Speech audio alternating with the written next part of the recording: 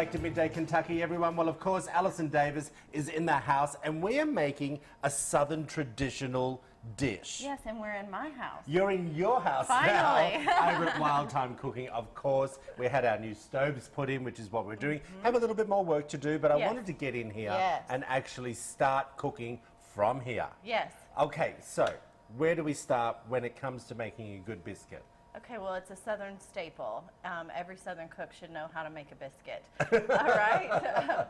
So we're going to be making biscuits and gravy, and we're just making a very simple buttermilk biscuit. There's a lot of different variations of biscuits. There's a lot of different ways you can go, but there's some that are just classic that are simple. All right. So what you start with is just some flour, and I use typically just all-purpose. Good-o. I've got some dough ready.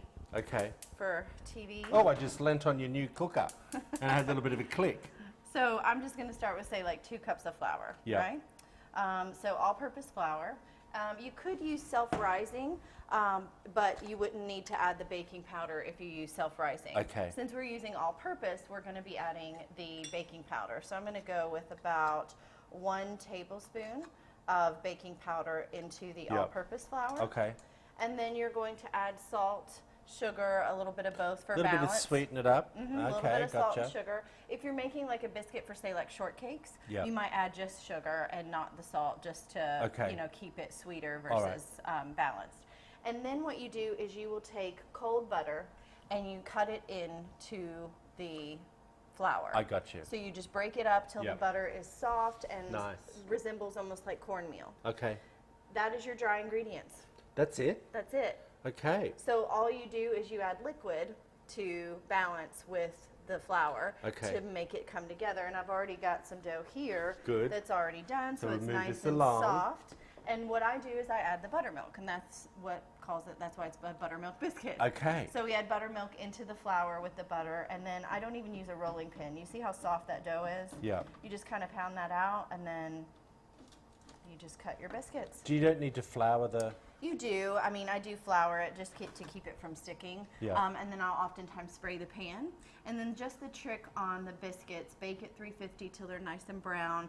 But if you put them together, like not spread apart, but you put them side by side, they actually help each other to climb so that they're fluffier and taller. They cling to each other. So it's not like cookies. Yeah, you want them together so they actually will bake up together. I got you. All right, perfect. So on our new little handy stove here. That's what we like to see, my friend.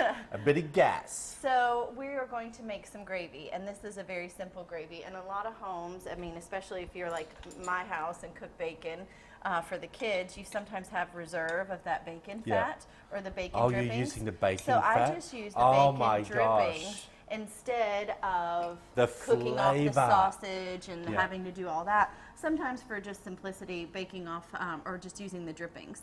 So we make a roux. Remember we've talked about this. A roux. So we make a roux just by heating up the bacon fat and then adding flour into that. Okay. Gravy is so simple. Do you ever make gravy? You know I don't cook. I mean, did your mom ever make gravy? Well, no. Remember I asked you about making gravy, and we actually... Did we go out? There we are.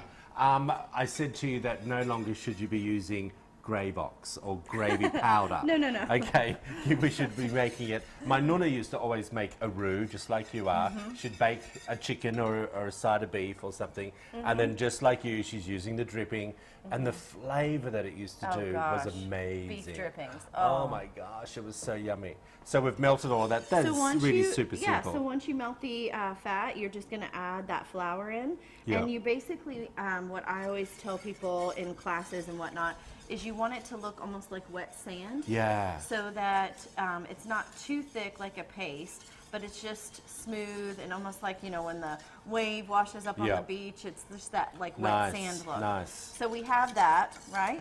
We kind of have that wet sand thing going on. And then at this point, all you're going to do is add in milk. And then you bring it to a boil. When do we add the milk? I didn't realize. So this is your roux to begin with. That's the roux. Okay, and we just keep adding a bit of milk as we go. You add milk and then you let it come up to a boil, and that's the only way that you can tell the thickening of your roux. Oh. So if you add too much milk, it'll be too thin. If you add too little milk, But then be we can too add thick, more powder. But you can always add more, no powder. A flour. Flour. All right, But add you that can in. always add more milk. You can always tell if someone does a good roux when it comes to the table. Do you know what I mean? Yes, we call it, it's a funny word, but it's French, but the consistency that you're looking for is called nappe, which means it just coats the back of the spoon. Oh, nice. And that's the perfect texture for a sauce, is that when you pull it out and it doesn't like stick to the spoon, it just lightly, falls right off.